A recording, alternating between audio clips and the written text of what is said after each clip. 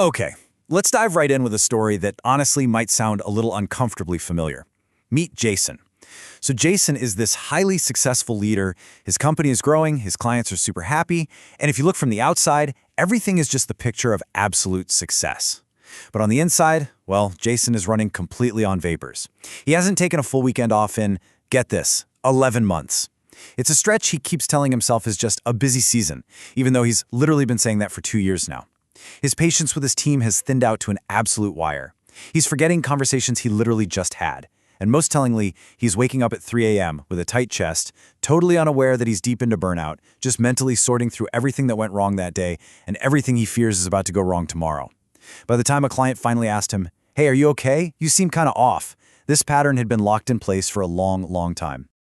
Arianna Huffington has this quote that just perfectly frames the reality here. Your exhaustion is not a personal failing. It's really an epidemic wearing a professional mask. You see, burnout symptoms, they rarely arrive loudly. They build up in these subtle layers, a skipped workout here, a slightly shorter temper there. And the leaders carrying this load, they aren't weak. Actually, scratch that. They're typically the most driven, most capable people in any room. But that exact drive is what makes the symptoms so incredibly easy to dismiss. It masquerades as ambition, right up until it breaks you. So I really want you to ask yourself this right now, because high performers are conditioned to push through discomfort. We're taught to just grit our teeth, and get the job done. But that exact drive, when it's applied without boundaries or proper support, actually becomes the very mechanism of your collapse. You are not failing. Your structural support has simply buckled under the sheer weight of your ambition. In today's explainer, we're going to cover a clinical to structural blueprint. We'll hit on 1. The silent leadership epidemic, 2. The practical burnout assessment, 3. The overwhelm engine, 4. A structural recovery plan, and finally 5. Your path to success. Okay, Section 1. The silent leadership epidemic. Before we even look at the symptoms, we really have to understand the sheer scale of this problem. 56% of leaders reported feeling burned out recently, and that's actually up from 52% the year prior. So this is a growing trend. But here's the most alarming part. That number?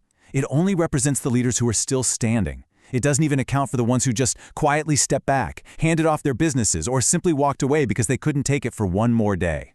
And the crucial point here is the financial weight of this epidemic. To put this into perspective, C-suite executives face an estimated $20,683 in annual costs per leader, purely due to disengagement. That is money silently vanishing into revenue shortfalls, employee turnover, and completely missed opportunities. And on a macro level, burnout costs an estimated $125 billion annually in U.S. healthcare expenses. So this isn't just a wellness issue, right? It is a massive operational vulnerability. Moving on to Section 2, the practical burnout assessment. We're going to walk through a practical diagnostic using symptoms that are firmly rooted in research, and I really want you to treat this like operational intelligence. This isn't about, feeling bad for yourself. It's about objectively looking at your data. First off, we have to distinguish between just normal tiredness and bone-level depletion.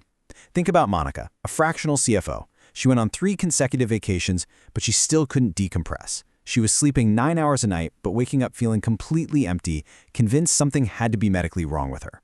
Well, normal tiredness is fixed by sleep, but bone-level depletion, that means your core reserves are just gone. The tank has been running on empty for so long that getting a good night's sleep is literally like putting a tiny Band-Aid on a blown engine. Your body always sends the first signals. Because chronic stress basically suppresses your immune function, you might find yourself constantly cycling through colds or weird, unexplained physical complaints. You might have persistent jaw clenching or tension headaches. And crucially, sleep disruption. Waking up between 2 and 4 a.m. is a classic nervous system response. It's those cortisol spikes strongly linked to chronic stress overload. But how do most leaders respond to this? They just override this critical data with extra coffee, jam-packed calendars, and sheer willpower. Emotionally, the toll is absolutely immense. Decision fatigue is a major indicator here. In fact, research from the Kauffman Foundation confirms that founders with unstructured operating rhythms experience significantly higher decision fatigue. Remember Jason? He used to make a dozen complex decisions before 10 a.m. But once he was burned out, he started second-guessing really simple emails, taking like 40 minutes for what used to take 3. Neuroimaging actually shows that burnout physically weakens the connection between the brain's emotion and reasoning centers. So you also see emotional detachment, a really short fuse with your team, and worst of all, a loss of enthusiasm. As Simon Sinek notes, when you lose your why, you lose your ability to inspire. and your endurance just vanishes. Behaviorally, burned-out leaders begin to isolate. And believe me, the whole team feels it.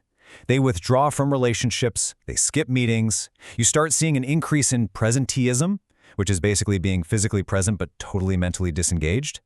Consider Len, a founder who honestly just stopped opening his inbox. And it wasn't because he didn't care. He cared deeply. He just didn't have the capacity for one more urgent thing. Everything felt urgent and nothing felt manageable, which ultimately turned him into the biggest bottleneck in his own company. And again, that's not a character issue, that is a structural breakdown. Section 3. The overwhelm engine. So why does this persist? Why can't highly capable people just, pull themselves out of it? Let's uncover the mechanical root cause of this systemic breakdown. We call this the overwhelm engine. It's a compounding cascade. It starts with chaos, right? Which forces you into reactivity. That constant reactivity breeds deep, deep fatigue. Then fatigue leads to inconsistency in your leadership, which inevitably costs you opportunities. And what happens when you miss opportunities? You feel profound guilt.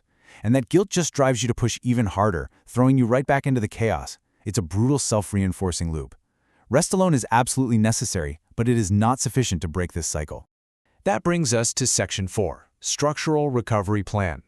If you recognized yourself in those symptoms, or maybe you felt a little too seen by that overwhelm engine we just talked about, it is time to pivot to the structural solution. It is absolutely vital to understand the difference between what you think you need and what you actually need. You might think, oh, I just need a mindset shift and a week on a beach, but a vacation only resets your nervous system temporarily because eventually you return to the exact same broken operating conditions. Mindset work is great, but it doesn't install the systems that prevent the chaos from coming back. What you actually need is operational clarity, systems that permanently remove you as the bottleneck. A service-based business owner named Sarah had a realization that perfectly captures this shift. She recognized 9 out of the 10 symptoms we discussed in herself, and she said, I thought I needed a vacation. What I actually needed was a system. The vacation bought me 2 weeks. The system bought me my career. This is exactly what I want you to take away from this explainer today. Burnout is not solved by doing less. We are not talking about hacking a 4-hour work week here. It's solved by operating better, with the right structural support so your business doesn't just collapse the minute you step away. Finally, Section 5, Your Path to Success. Let's map out exactly how you can install this system and reclaim your capacity. Your success path involves a highly strategic action plan. First, acknowledge the systemic breakdown. Again, you aren't weak, your systems are. Second, you need to seek real operational support from a coach or join a community like the Founders Operations Council. And I want to be really clear on this point. You have to look for support that is designed to actually move your business forward structurally, not just a place to vent and make you feel better in the moment. You have to replace that reactive firefighting with executive-level weekly operating rhythms.